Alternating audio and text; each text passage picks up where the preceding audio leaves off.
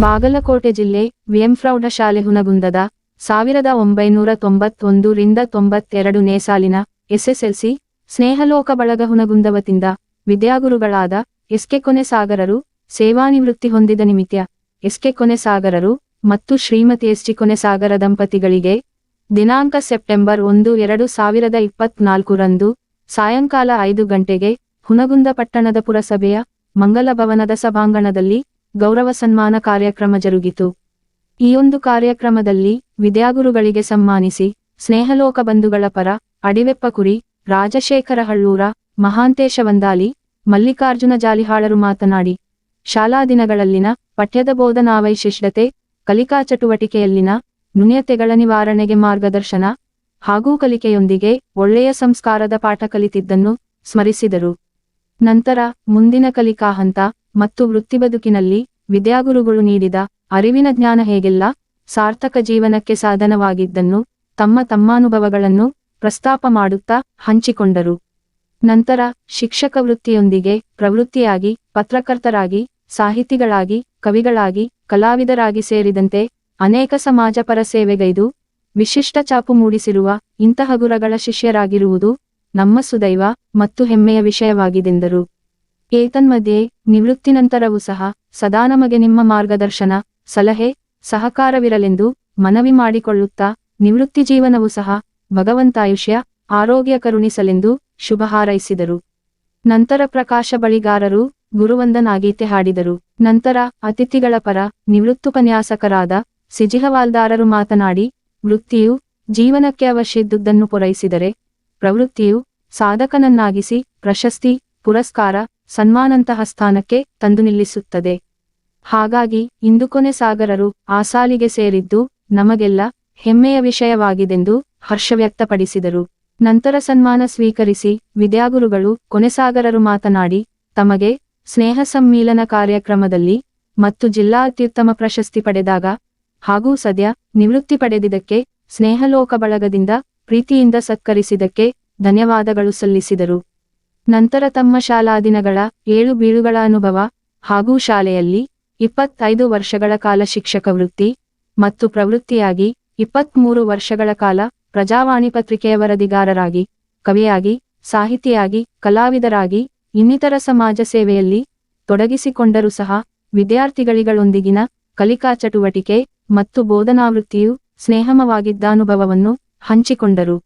ನಂತರ ಸ್ನೇಹಲೋಕ ಬಳಗಕ್ಕೆ ಕಿವಿಮಾತು ಹೇಳುತ್ತಾ, ಯಾವುದೇ ವೃತ್ತಿಯಲ್ಲಿರಲಿ ಶ್ರದ್ಧೆ, ಬದ್ಧತೆ, ಪ್ರಾಮಾಣಿಕತೆಯಿಂದ ಕೂಡಿದ್ದರೆ ಮಾತ್ರ ನಿಮ್ಮ ಜೀವನ ಸಾರ್ಥಕವಾಗುತ್ತದೆ ಎಂದರು.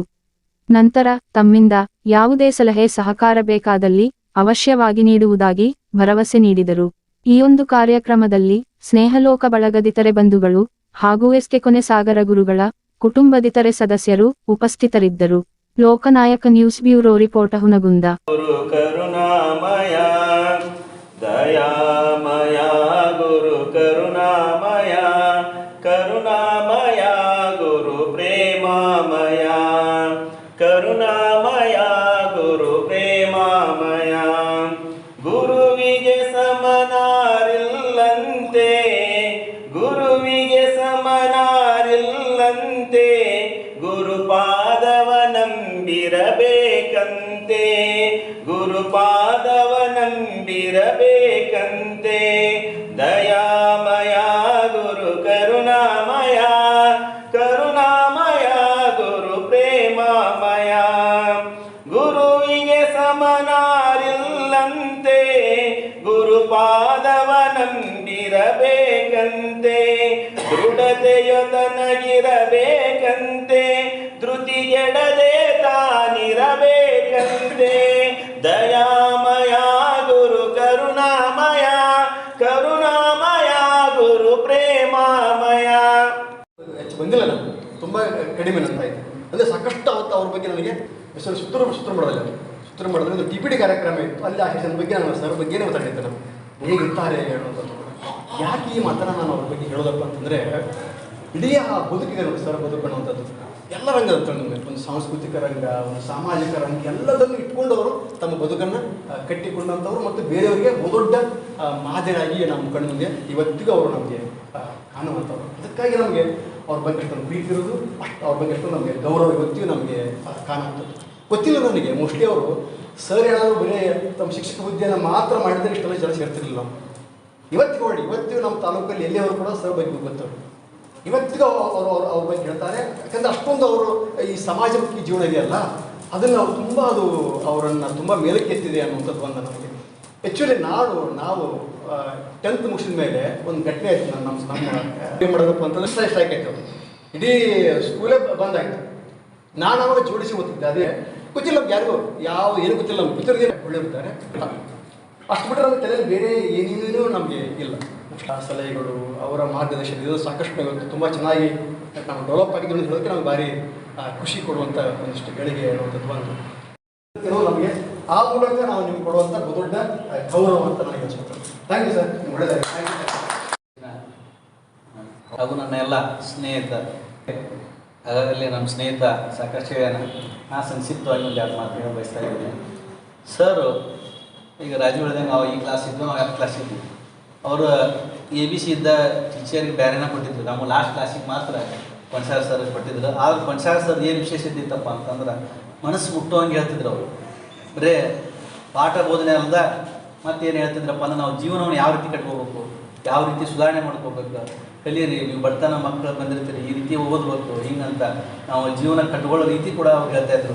ಅದಕ್ಕೆ ಜನರಿಗೆ ಅಥವಾ ನಮ್ಮ ವಿದ್ಯಾರ್ಥಿಗಳಿಗೆ ಏನಾಗಿತ್ತು ಅಂದ್ರೆ ಸರ್ ಆತ್ಮೀಯತೆ ಆಗಿತ್ತು, ಜನರಿಗೆ ವಿದ್ಯಾರ್ಥಿಗಳಿಗೆ ಮನಸ್ಸು ಮುಟ್ಟಿತ್ತು. ಅದು ಆ ಉದ್ದೇಶಕ್ಕೆ ಸರ್ ಬಿಟ್ಟು ಸ್ಕೂಲ್ನಾಗ ತೊಗೊಳ್ಳೋದಂತ ಗೊತ್ತಾದರೂ ನಾವು ಆಲ್ರೆಡಿ SLC ಮುಗಿಸಿ PUC ಇದ್ವಿ. ವಿದ್ಯಾರ್ಥಿಗಳು ಸ್ಟ್ರೈಕ್ ಮಾಡಿದ್ರು, ಯಾಕಂದ್ರೆ ಅಷ್ಟು ಆತ್ಮೀಯತೆ ಆಗಿತ್ತು.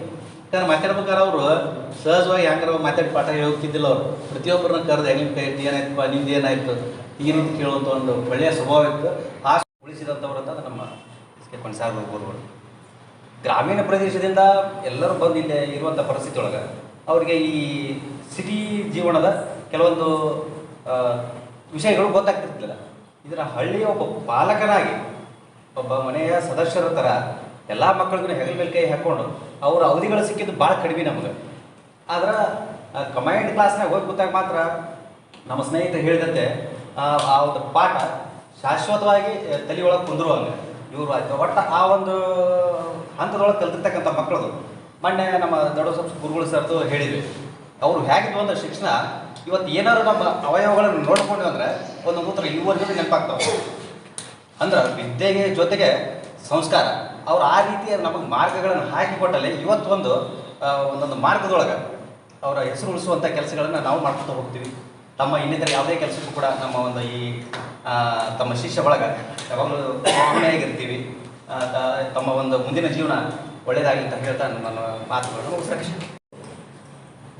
ಮನೆ ಕಟ್ಟಿಸ್ಕೊಡು, ಹಣ ಕೊಡ್ತಾರೆ, ಕಾರ್ ಕೊಡ್ತಾರೆ, ಬಂಗ್ಲೆ ಕೊಡ್ತಾರೆ, ಸ್ವಲ್ಪ ರೊಕ್ಕ ಅಂತ ಬಂದು ಬರೋರು ಹಚ್ಚಿ ಕೊಡ್ತದೆ ಅಲ್ವಾ. ಒಂದು ಜೀವನೋಪಾಯ ಕಲ್ಪಿಸ್ಕೊಡ್ತಾರೆ. ಆದರೆ ಈ ಪ್ರವೃತ್ತಿ ಏನದಲ್ಲ, ನಾಟಕಕಾರ ಅವ್ರದ್ದು ಯಾರ ಅವಶ್ಯಕತೆ, ಅವ್ರಿಗೆ ಬಂದಾದ ಅವಶ್ಯಕತೆ ಅದು ಕಲೆ ಏನೋದಲ್ಲ, ಅದು ಏನಪ್ಪ ಅಂತಂದ್ರೆ ಇನ್ಹರೆಂಟ್ ಕ್ವಾಲಿಟಿ ಅಂತ. ಆ ಕಲೆಯನ್ನು ಏನಪ್ಪ ನೀವು ಏನಂತ ಬಂಗಾರ ಕೊಟ್ಟು ಡೋಳು ಬಾರಿಸ್ತೆ, ದೊಡ್ಡ ಸಮಾರಂಭ ಚೀಫ್ ಮಿನಿಸ್ಟರ್ ಡೋಳು ಬಾರಿಸ್ತಾ ಅಂದ್ಕೊಳ್ಳೆ ದೊಡ್ಡ ಸುದ್ದಿ ಅದು.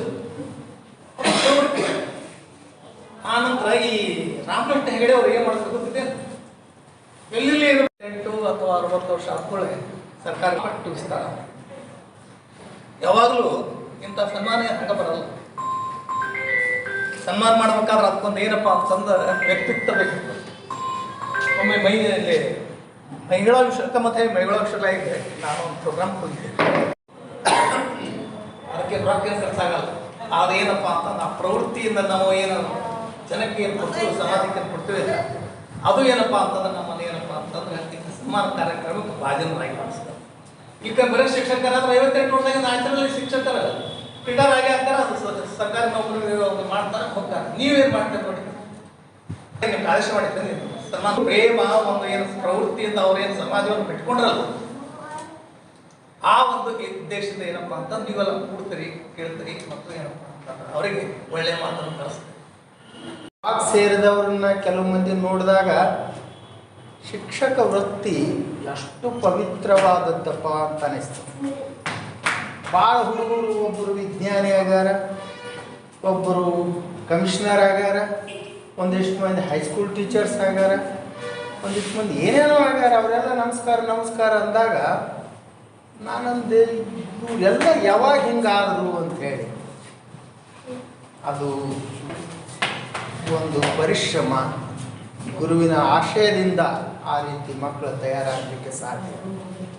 ನೀವು ಕೇಳಿದ ಹಾಗೆ ರಾಜು ಒಂದು ಮಾತು ಅಂದೂ ಬಿಟ್ಟ, ಮತ್ತು ಒಬ್ಬ ಹೈಸ್ಕೂಲ್ ಟೀಚರ್ ಆಗಿರ್ತಿದ್ದೆ. ನನಗೆ ಇಷ್ಟು ಇಂಬುಗಳು ಸಿಗ್ತಿದ್ದಿಲ್ಲ. ನಾವು ಡಿಬೇಟ್ ಇರಲಿ, ಭಾಷಣ ಸ್ಪರ್ಧಾ ಇರಲಿ, ನಾಟಕ ಇರಲಿ, ಹಾಡಿರಲಿ, ಯಾವುದೇ ಇರಲಿ ಎಲ್ಲ ಗಮನೇ ಇರಬೇಕು. ಅಂಡರ್ ಆಫೀಸರ್ ಆಗಬೇಕು, ಮಿಲ್ಟ್ರಿಗೆ ಹೋಗ್ಬೇಕು ಅಂತೇಳಿ ಮಿಲ್ಟ್ರಿಗೆ ಹೋಗಿದ್ದೆ ನಾನು. ನನಗೆ ಕೊಟ್ಟವರು ಕಾಶಪ್ಪನವರು ಅಂತ, ದೊಡ್ಡ ಕಾಶಪ್ಪನವರು, ಗೌರವ್ನವರು. ಅವರು ನನ್ನನ್ನು ಪ್ರೀತಿ ವಿಶ್ವಾಸ ಇದ್ದ. ಇವಾಗ ಬರೀ ಪಾಠ ಮಾಡಿಲ್ಲ, ನನಗನ್ಸುತ್ತೆ ಬರೀ ಪಾಠ ಮಾಡಲಿಲ್ಲ, ಪಾಠದೊಂದಿಗೆ ಮಕ್ಕಳಿಗೆ ನೀವು ಏನಾಗಬೇಕು, ಏನು ಆಗಬೇಕಂತಿದ್ದೀರಿ ಅದರ ಕಡೆ ನಿಮ್ಮ ಗುರಿ ಇರಲಿ ಅಂತ ಹೇಳ್ತಿದ್ದೆ. ಇಲ್ಲಿ ವಿದ್ಯಾನಗರ ಸ್ಕೂಲ್ನಲ್ಲೇ ಕೆಲಸ ಮಾಡಿದೆ ಅನ್ನುವಂಥ ಒಬ್ಬ ಸಾಮಾನ್ಯ ಬನ್ನಟ್ಟಿಯ ಸಣ್ಣ ಹಳ್ಳಿ ಹುಡುಗನ ಸರ್ ಹೇಳಿದಾಗ ಬೆಳಗ್ಗೆನೂ ಹೇಳ್ಯಾರ, ಆಸಕ್ತಿ ಅನುಗುಣವಾಗಿ ಸಮಾಜಕ್ಕೆ ಋಣಿಯಾಗಿ, ಸಮಾಜಕ್ಕೆ ಈ ಸುತ್ತಲದ ಪರಿಸರಕ್ಕೆ ಒಬ್ಬು ಹಾಗೆ ಬದುಕರಿ ಅಂತ ಒಳ್ಳೆ ಮಾತು ಹೇಳಿದ್ದಾರೆ. ನಾ ಹಾಗೇ ಬದುಕ್ತೇನೆ. ಸಮವಾಗಿ ಕಂಡ ಈ ತಿರುಪತಿಯವ್ರಿಗೆ ವಿಷಯ ತಾವೆಲ್ಲರೂ ಬರ್ಬೇಕು. ಅವತ್ತೊಂದು ಸಮಾರಂಭ ಮಾಡಿ ಬರಬೇಕು. ನಾನು ಯಾರಿಗೂ ಇನ್ವಿಟೇಷನ್ ಕೊಟ್ಟಿಲ್ಲ. ಸಣ್ಣ ಜನ ಬಹಳ ಪ್ರೀತಿ ವಿಶ್ವಾಸದಿಂದ ಕಂಡಾರ. ನಾನು ಕೆಲವು ಸಂದರ್ಭದಲ್ಲಿ ಕೆಲವು ನಮ್ಮ ಹುನಗುಂದದ ಜನ ನಾವು ಅಷ್ಟೇ ಹಚ್ಕೊಂಡ್ರೆ ಒಂಥರ ಅದು ಒಂಟುಗಳಿರುತ್ತಲ್ಲ. ಇಲ್ಲಿ ವಿಶ್ವಾಸದಿಂದ ತಾವು ಬಂದ್ರಿ, ಗೌರವಿಸಿದ್ರಿ, ತಮ್ಮ ವಿಶ್ವಾಸ ನೀವು ಹೇಳಿದ್ರಿ, ನಿಮ್ಮ ಜೊತೆ ಇರ್ರಿ, ನಿಮಗೇನು ಕೆಲಸ ಏನು ಸಹಾಯ ನನ್ನಿಂದ ಬೇಕೋ ಪಡೀರಿ. ನೀವು ಕೂಡ ಯಾರ್ಯಾರು ಯಾವ್ಯಾವ ರಂಗದಲ್ಲಿದ್ದೀರ, ಫಸ್ಟು ಬದ್ಧತೆ. ನಾನು ಹಿಡಿದ ವೃತ್ತಿ, ಈಗ ನಾ ಯಾವ ವೃತ್ತಿಲಿ ವ್ಯಾಪಾರ ಮಾಡ್ತೀರೋ ವ್ಯಾಪಾರ ಪ್ರಮುಖ, ವ್ಯಾಪಾರ ಒಬ್ಬ ಮನುಷ್ಯ ಅವನಿಗೆ ಭೂಮಿ ಮತ್ತು ಸಂಘಟನೆ ಎಲ್ಲವನ್ನೂ ನಾನು ಅತ್ಯಂತ ಸಮರಸವಾಗಿ ಅನುಭವಿಸ್ತಾ ಬಂದೆ. ಕರ್ಮಭೂಮಿನೇ ಇದು. ಈಗ 6 ಜನವರಿಗೆ ನಾನು ಕೋಡೂರು ತಾಂಡಕ್ಕೆ ಅಪಾಯಿಂಟ್ ಆದೆ. ಲೈನ್ ಸ್ಕೂಲ್ನಲ್ಲಿದ್ದೆ. ಗುರುದೇವ ಮೈಸೂರ ಗುರು ಸಾಕ್ಷಾತ್ ಪರಬ್ರಹ್ಮ